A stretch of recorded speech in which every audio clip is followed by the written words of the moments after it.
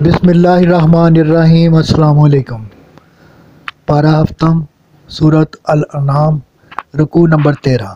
فرمایا، اللہ کی کوئی بیوی اور اولاد نہیں، معبود فقط وہی ہے، اس کے علاوہ کوئی عبادت کے لائق نہیں۔ تم کائنات کو دیکھ کر اللہ کو پہچانو۔ فرمایا، آپ صلی اللہ علیہ وآلہ وسلم ان پر نگہبان نہیں اور نہ ہی ان کے اعمال کے ذمہ دار ہیں۔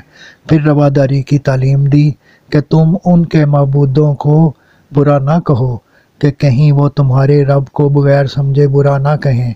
سنو، جو لوگ انکار اور سرکشی پر ڈٹے ہوئے ہیں، اللہ ان کے دلوں اور آنکھوں کو پھیر دے گا اور وہ اسی کے اندر بھٹکتے رہیں گے۔ صدق اللہ العظیم۔